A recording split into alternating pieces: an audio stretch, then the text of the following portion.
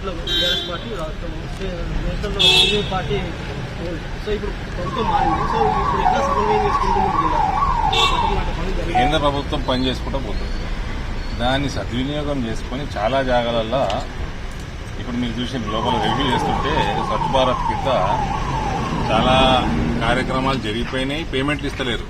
State ఇవ్వాల్సిన fund ఉందో అది ఇస్తలేరు. ఆల్మోస్ట్ సగం పనికి పైన పెండింగ్ ఉన్నాయి 2 నెలల నుంచి. కాంట్రాక్టర్లు ఇబ్బంది పడతారు. సో రాష్ట్ర ప్రభుత్వం వాటా ఇవ్వకుండా, రాష్ట్ర ప్రభుత్వం కోఆపరేట్ చేయకుండా కేంద్ర ప్రభుత్వ పథకాలు కూడా ముందుకెళ్లడం కష్టమవుతుంది. వీళ్ళేమో అన్ని ఫ్రీ ఇస్తామని చెప్తారు, వస్తారు, గదినెక్తారు, ఏది ఇయ్యరు, పైసలు ఉండేవి. ఇట్లా ఇబ్బందులు అయితే వీళ్ళు చేసే ఇటువంటి ఇబ్బందుల వల్ల కేంద్ర ప్రభుత్వం ఫండ్ రావడానికి ఇబ్బంది అవుతుంది. ఫైనల్ గా డెవలప్మెంట్ ప్రోగ్రామ్స్ ఆగిపోతాయి. అని కూడా నేను మీడియాని అందుకనే పిలిచేదే అందుకు దిశ మీటింగ్. ఇప్పుడు ఎమ్మెల్యే గారు, 2 ఎమ్మెల్యేలు కూడా నాతో చెప్పడం ఏంది, FCI ఇంకా స్టోరేజ్ పెంచుకోవాలి, ఇంకా రేకులు పెంచాలి, ట్రైన్లు ఇంకా కొనుగోలు చేయాలి. నేను గత 6వ సంవత్సరం ఇది, ప్రతి సంవత్సరం పంచాయతీదే. తెలంగాణలో వడ్లు ఎంత పెరిగినాయి. కేంద్ర ప్రభుత్వము FCI గాని వ్యాపారం చేయగలదు, లిమిటేషన్ ఉంటుంది. రాష్ట్ర ప్రభుత్వాలకు లిమిటేషన్ ఉండదు. మీ అందరికి తెలిసిన విషయమే. ప్రతిసారి కేసీఆర్ తోటి ఏం పంచాయతీ ఉంటుండే, బ్రోకన్ రైస్ పంచాయతీ ఉంటుండే. బ్రోకన్ రైస్ ఎడ తింటారు? కేరళలో ఎక్కడ తింటారు, తమిళనాడులో తింటారు, బీహార్లో తింటారు, జార్ఖండ్ ప్రాంతంలో తింటారు. ఎంత అయితే ప్రజలు కన్జ్యూమ్ చేస్తారో అంతనే FCI తీసుకుంటుంది. ఎక్స్ట్రా తీసుకుంటే FCI బయట ఎక్స్పోర్ట్ చేయదు, బయట అమ్ముకోజాలదు కేంద్ర ప్రభుత్వం, మురిగిపోతాయి. కాబట్టి ఎథనాల్ ఇండస్ట్రీ పెట్టుకోమన్నది, రైస్ బ్రాండ్ ఆయిల్ ఇండస్ట్రీ పెట్టుకోమన్నది, ఇటు అగ్రి బేస్డ్ ఇండస్ట్రీస్ పెట్టుకోమని అనేక మార్లు లిఖితపూర్వకంగా సలహాలు ఇచ్చారు. కేసీఆర్ ఎట్లా పనిచేసాడో చూసారు మీరు. మీరు ఎక్స్పోర్ట్ చేయాలంటే చేసుకోవచ్చు, మీరు ప్రైవేట్గా అమ్ముకోవాలంటే అమ్ముకోవచ్చు, కేంద్ర ప్రభుత్వం చేయరాదు. కాబట్టి ఎంత భారతదేశ ప్రజలు ఎంత కన్జ్యూమ్ చేస్తారో అంతనే వాళ్ళు తీసుకోగలుగుతారు. ఇవాళ దాని మీద MSP ఇస్తున్నారు. ఆ MSP తోటి రైతులు సంతోషంగా ఉన్నారు.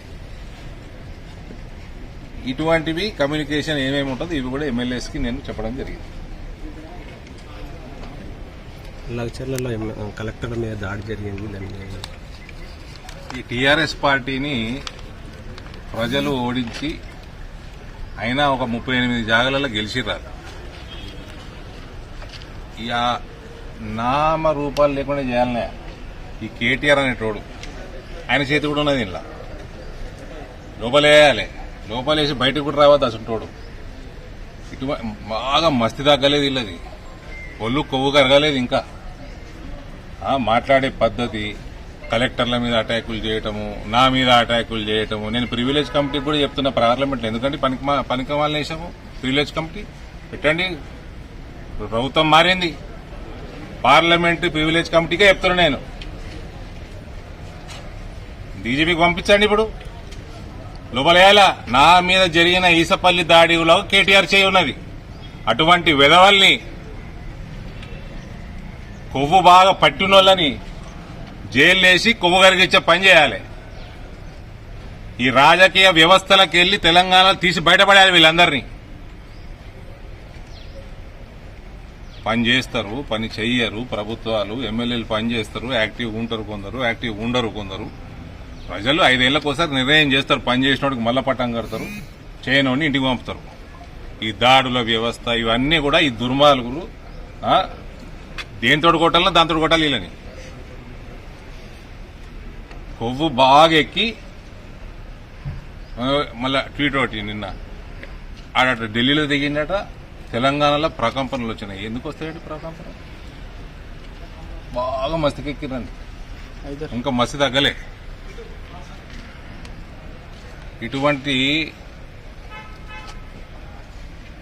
ఏదైతే కొవ్వు పట్టిన ఈ మనుషులు ఉంటారో జంతువుల్లాగా ప్రవర్తన చేస్తారు. ఆ కలెక్టర్ మీద చేసినట్టు, మా ఇండ్ల మీద చేసినట్టు, మా బండ్ల మీద చేసినట్టు, ఇటువంటి వాళ్ళని అసలు నామరూపాలు లేకుండా చేయాలి. అందులో నెంబర్ 1 లిస్టులో నెంబర్ 1 కేటీఆరే. డెఫినెట్లీ కేటీఆర్ హస్తం ఉంటుంది. ఆ కలెక్టర్ మీద ఉంటుంది, ఇక్కడ కూడా ఉన్నది. We know for a fact. Enquiry గట్టిగా చేయాలి. ఎట్లా